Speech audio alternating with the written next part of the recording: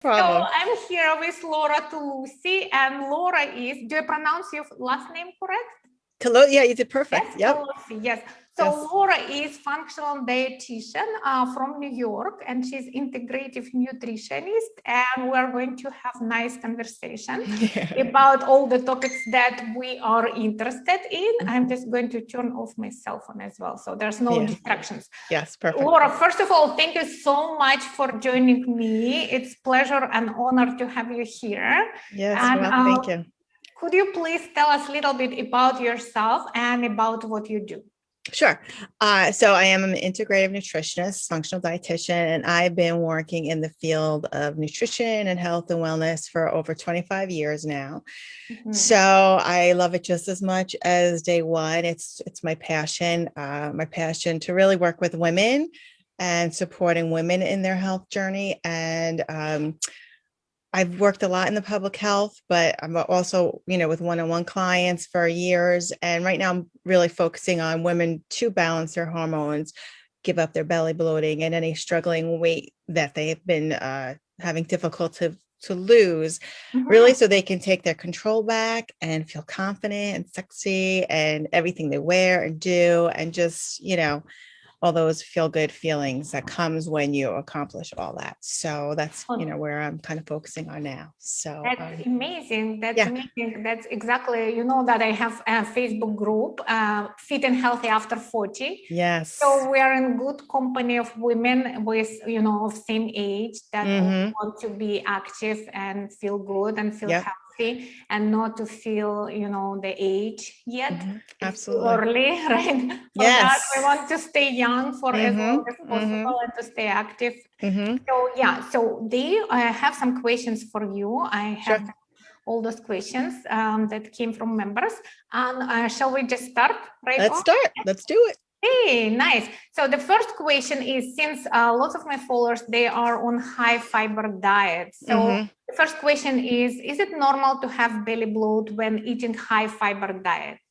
That's a great question. So, because it's really not normal to have belly bloat anytime. So your belly shouldn't be bloating for any reason. So then if your belly is bloating, then there's something besides the fiber. I mean, let's put it this way. If people are starting to add fiber into their diets, they could go through that adjustment phase and have bloating as they're increasing their fiber. But if they've been having a high fiber diet for a long time, and I'm going to go with at least 40 grams of fiber per day. That's, that's kind of like at least there. If they're still getting bloating, then there's something else that they need to look at. So it's not normal to have bloating if you've been on a high fiber diet for a long time. So you have to kind of assess and say, well, what else might be going on?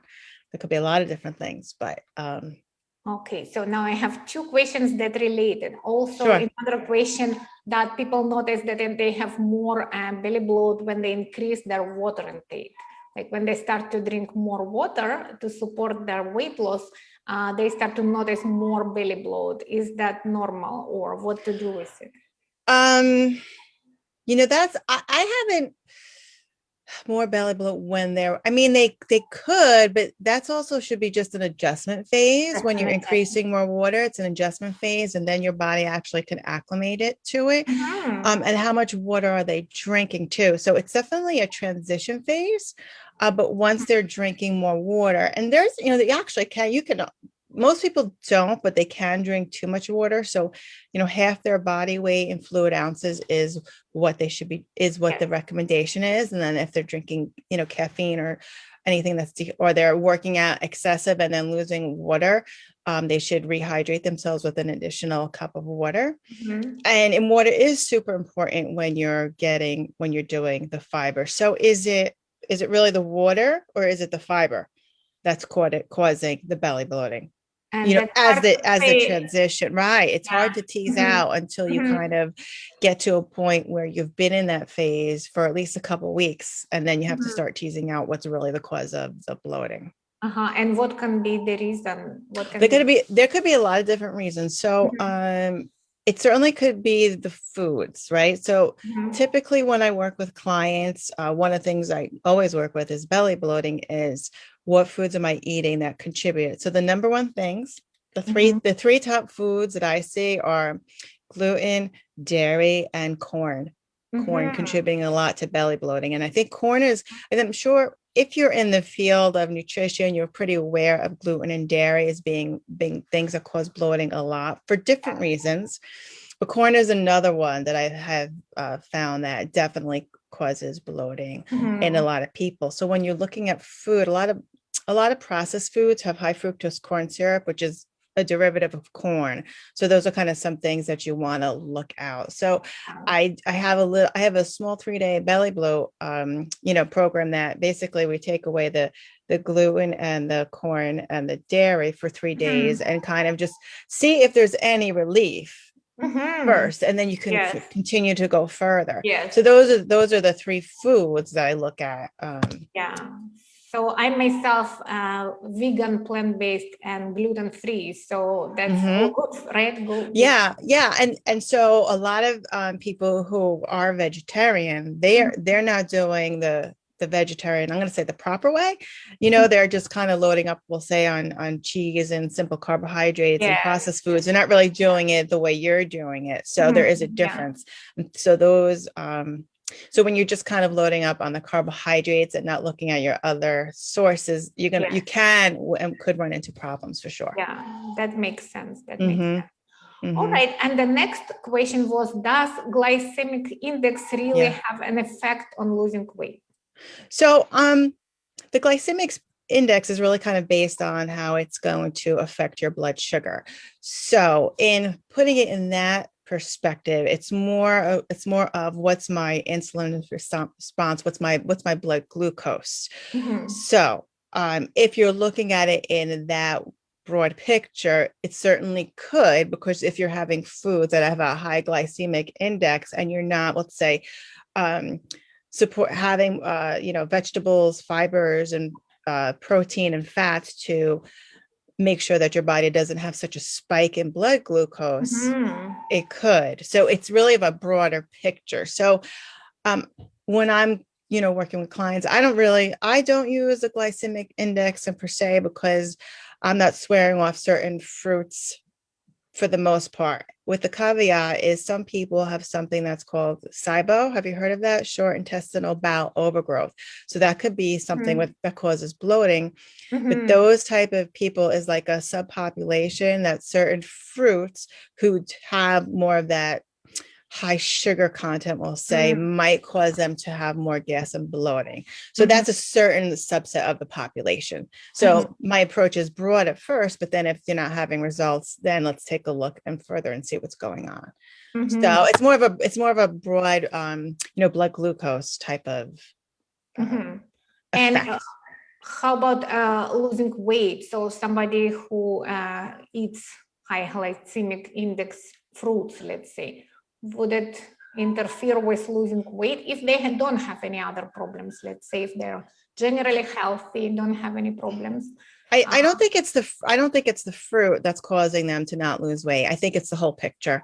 It's a whole blood glucose picture. And what's really not good about that, the thing is that you can actually get blood work done to assess what your response, where you are in terms of your fasting blood glucose. You would look at your fasting insulin. Where's my insulin? Because that's going to be a response to your blood glucose, but is it starting to increase? Your blood glucose could be normal, but if your insulin is starting to increase, why is that happening? And then what's your hemoglobin A1C?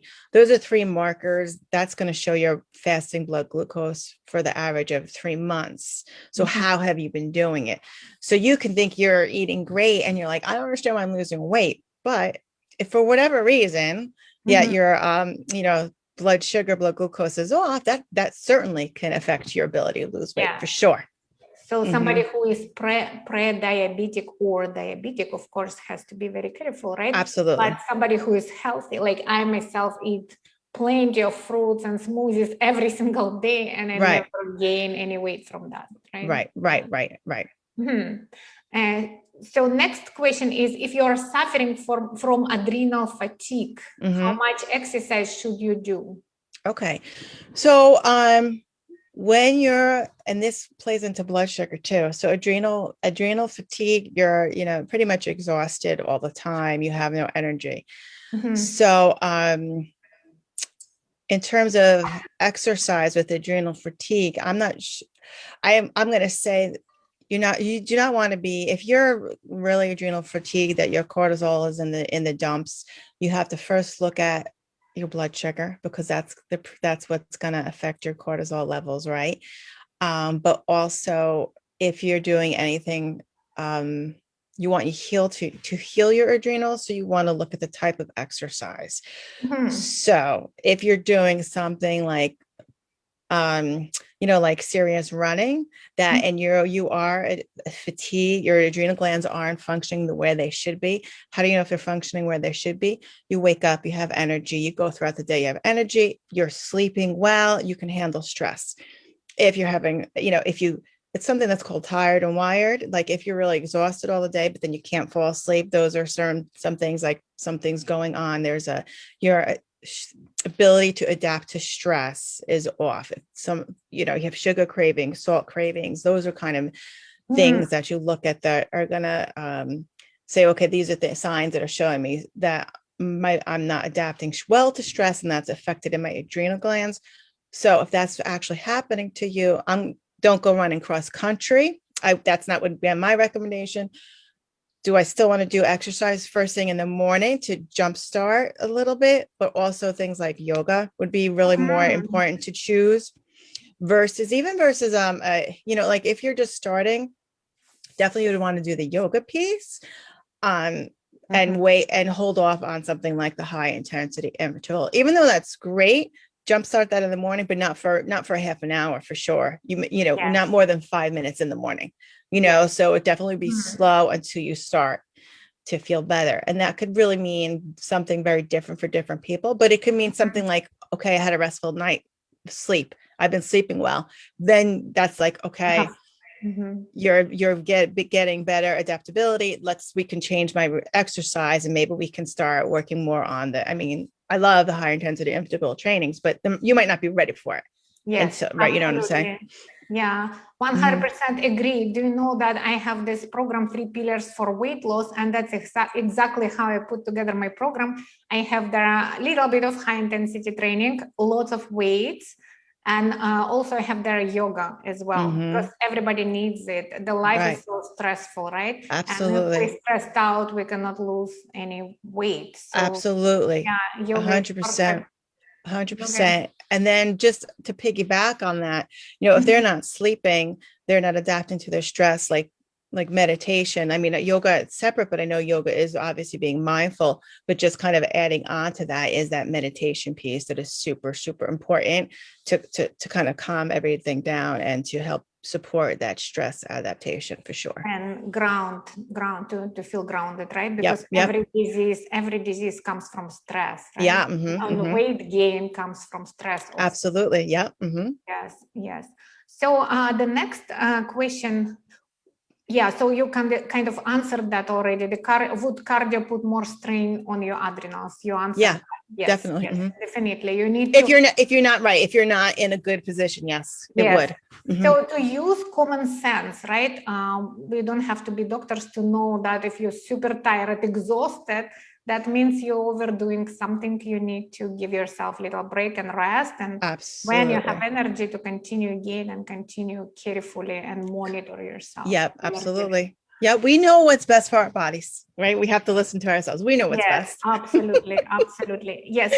So the next question, and this is the big one, why it's so hard to release fat after menopause? It's a great question. It's not, there's so much to it. And so I think a lot of it has to do how you have been supporting your body before menopause. And that has to do with your hormone balance before, what you're exposed to before, your a stress response before you hit menopause. So if you've been supporting your body, balance your body well before menopause, number one, you're going to go through it easier, and number two, you're not going to have that problem with weight loss. So I'm of the camp that when we increase our years, we're getting wiser. And so I really don't agree that we're going to we're going to gain the weight. It's my metabolism. Is this? I don't, because if you've been supporting your body prior, then you're not going to have that. Have most of us been supporting our body the way it should be supported prior? Chances are no, right? You know, many of, I'm being totally honest, right? So then you have to, you know, look where you are and do the proper things for your body in order to get that success. And you can, I know you, and you can, it just is going to be a little bit longer because if you haven't been doing the proper things prior. So everything comes back to self-care, right? Of course. Self-care, right? And your mindset, your self-care and your mindset, right? Because if you think, well, if you're going to just make excuses for yourself and, you know, woe is me, blah, blah, blah, that doesn't help with getting results at all. Yeah. You know? And also to see, like, sometimes we might think, oh, we are exhausted, and part of self-care is just to watch maybe Netflix and eat, you know, some chips, and that's what feels at the moment as a self-care. But we should look at the bigger picture. Will it serve you for the long run? Probably not. But going for a walk maybe serve you better. Yes. Absolutely. Absolutely. Yes. All right. And the next question, what helps to balance hormones in premenopause? So it's kind of going back to this, but maybe. Right. I'm going to hit on it. So there's a lot of different things you can do and a lot of things that I don't think we do. But it doesn't matter where you are in your journey. Let's put it that way, because whenever you're ready to make your improvements, to join your program, then you're ready. That's your time. So don't feel bad about, you know, the 35, 40 years that you weren't doing anything. This is where you are now, and this is what I need to do. So it's whenever you're ready to do this. So number one, balancing your hormones. There's 4 key things that you want to look at, and I'll touch a little bit upon, is you want to make sure that you support your blood sugar. You want to balance essential fatty acids. You want to support your detoxification body's process, and you want to make sure that you have a healthy GI gut integrity. So balancing your blood. So those are 4 key things. So if any one of those things are off, it's going to have a cascade effect, and your hormones aren't going to be where they're supposed to be. So there's so many. So, and it's not a matter, I just want to also keep in mind, it's not a matter of not having enough hormones per se, but you have the hormones, and for whatever reason, if there could be resistant, they're not getting into the receptor sites or something in the way. Let's say there's other endocrine disruptors, they could be blocking that receptor site for the hormone to send the signal to your body to do whatever action it's supposed to. So it's not a matter of throwing hormones to your body to balance it. That's not really the key. You want to look at those 4 things. So balancing your blood sugar, you know, eating healthy fats, eating good proteins, a lot of fiber, good fiber, you know, water, super, super important. Those are all great. And if your blood sugar is balanced, then you'll be able to handle the stress levels better, right? Because when your blood sugar is off, you have these things called insulin surges, and that's going to increase your cortisol. And then that's going to lead to your inability over time. It's going to lead to your inability to be able to adapt to stress. When your cortisols are high, it just promotes insulin resistance and inflammation and this whole cascade. So blood sugar is that kind of key thing to keep in mind. Overeating obviously is no good. Snacking on the sugary stuff, that's clay. That's not going to help in your blood sugar. It's inflammatory, etc. Balancing your essential fatty acids, your essential fatty acids basically are what your body can't make. And so those are really important for hormone signaling. So your hormones can actually do this. That's what they're doing, right? Our hormones are messengers. So if you don't have the proper essential fatty acid balance, that's going to be interrupted as well. So one thing that you need to keep in mind is there's your omega-3s and your omega-6s, right? Those are your essential fatty acids. And most people are eating too many omega-6s, which are pro-inflammatory, and not omega-3s, which are anti-inflammatory. Now with your omega-3s, because those are remember, this is hormone signaling. You have your plant-based sources, right? Which is like, your nuts and seeds, etc. However, they need to be by enzymes have to be transformed into your EPA and your DHA, because those are animal based. So you need to keep that in mind, that if you're not eating animal based foods, it's fine, but how are you going to get that EPA and the DHA? Because again, if now things can get in the way of that process. So and I bring this up because I do know you have a lot of people who are plant-based. Yes. So you want to keep in mind that you want to make sure that even if they do like something like egg yolks, maybe egg yolks are okay with them, because those are a really good source of those omega-3s that you want to get right in the egg yolk itself. Some people take fish oils or a plankton source. It depends. I don't know. Again, everyone has their different reasons, but from a health perspective, you really want to make sure that you're having that, especially if you are having problems with your hormones. You might want to that might be your priority versus that plant-based. And I'm not saying to eat, not eat foods that you want, but maybe even just take it that's in a supplement form to ensure you're getting that to balance your hormones. Yeah. So that yeah. Go ahead. Yeah. So that's the second thing. And so then supporting your detoxification pathway, right? That your liver takes food, toxins, whatever, and basically has to take something. It basically has to process them and get rid of in the body. And so how does it do it? It basically, we get rid of things through urination, through when we have a bowel movements, and through sweating. So those are kind of how we're getting rid of our toxins in our body. And if our liver isn't working well, it's not going to be able to get rid of the hormones that we're exposed to. And even like toxins, like environmental toxins, I'm talking about, like plastics and BPA and those things you don't want in your body and your environment, because those could potentially cause hormone imbalances. They're called endocrine disruptors. A lot of research on that. So those things, Teflon, things like that, you don't want in your body. Let's see, like smoking, cigarettes, smoke, all that, those have toxins that are going to cause problems. Diesel fuel, the outgassing from diesel fuel, those are going to cause problems. So you want to make sure your liver, you have your B vitamins that you want to make sure you have magnesium, your folate, vitamin C, and zinc. Those are all going to support your liver and your detoxification pathways. How do you know if that's not working? One of the signs that you're going to see a lot is actually, believe it or not, acne or hair loss, things like that, because your skin is trying to get rid of the toxins. So that's one thing it's doing. It's going through your skin. And so you're going to see that as acne. So, just one of the things. There's a lot of other things to look at, but just kind of like, if I'm seeing a client and there's all these complaints and acne is one of them, it's internal. So a lot of people, they have acne and they just kind of put the topicals to think that's going to help. But when it's really kind of like what's coming from the inside out. So that's the third thing. And then normalizing your gut integrity, because if our gut's off, it's promoting inflammation.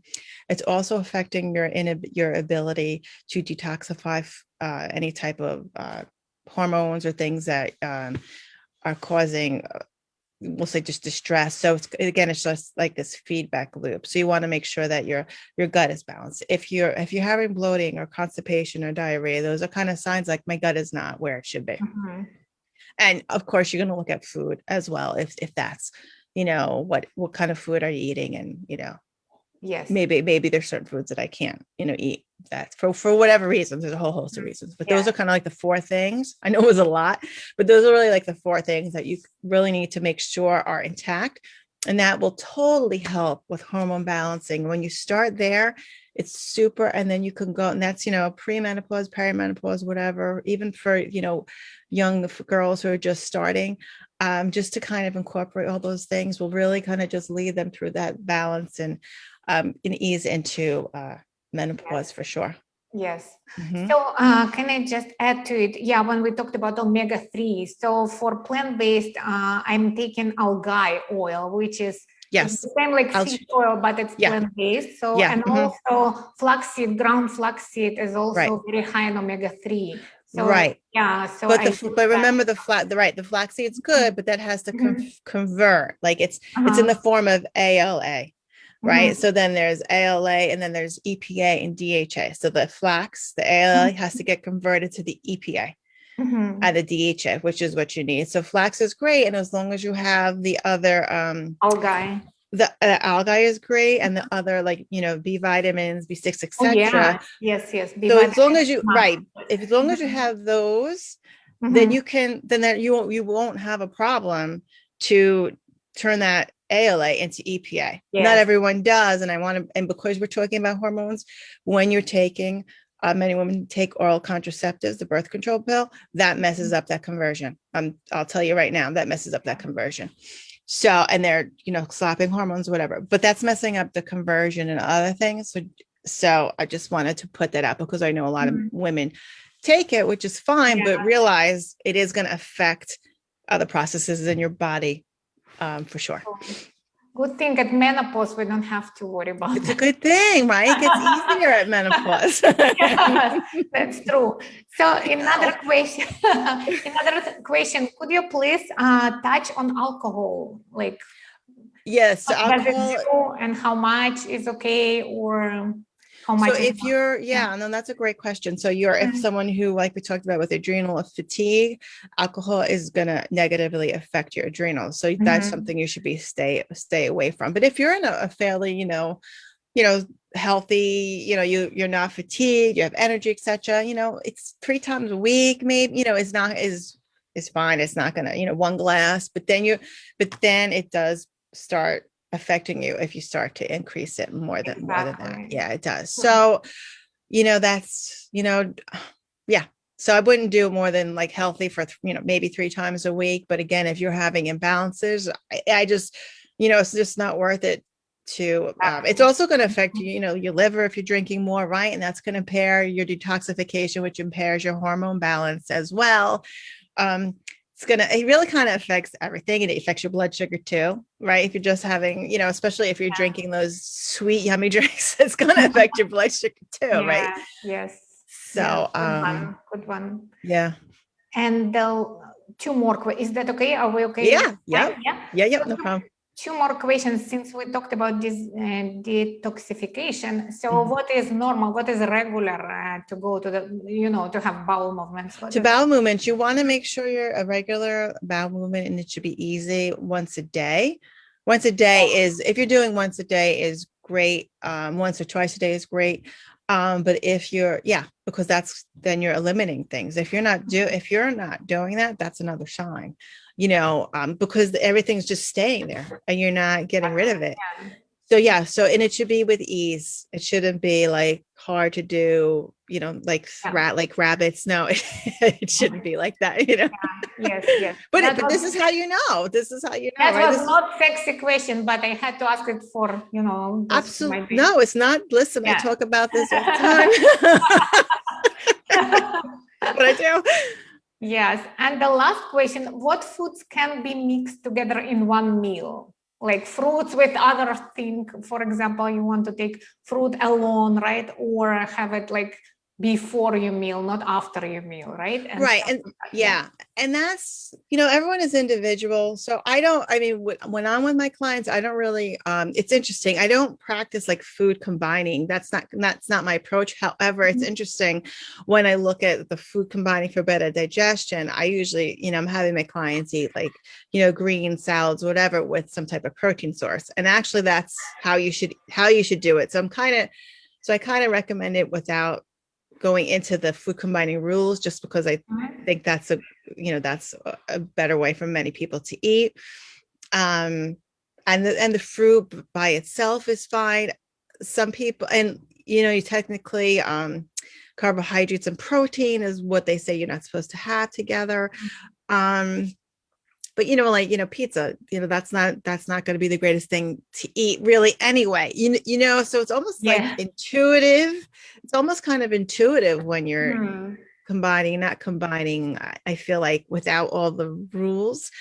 Even like if you're, if people are having digestive issues, then would I say, okay, well, let's try this, for sure, in terms of combining, helping them to make things to easier digest. But and I'm not saying that's right or wrong. It's just kind of not my approach, even though I'm kind of almost doing it innately, like having a meal with the veggies and the protein source. And if you're hungry, snack on the fruits usually by itself. So that's kind of how I just kind of do it innately without even doing it as a hard and fast rule. You know what I'm saying? It makes sense. Absolutely. Yeah. Yes. Wow, amazing. I've learned so much. So if anybody has questions, we'll look at it later in the comments. And perfect. Would you be able to answer if there's Absolutely. Thank you so much. And would you be able to leave your contact info in the comments as well? Yes. Yep. Absolutely. Thank you. Yes. Thank you so my much. pleasure. Yes, it was Thank great. you for joining and answering and giving you time so generously. Thank you so much, Laura. Thank you very much. I thank you for having me here. And answer any questions. I'll give my contact information, and it's all good. Thank you. Thank everybody for listening, and bye for now. All right. Have a wonderful rest of your day. Bye now. Thank you. Bye.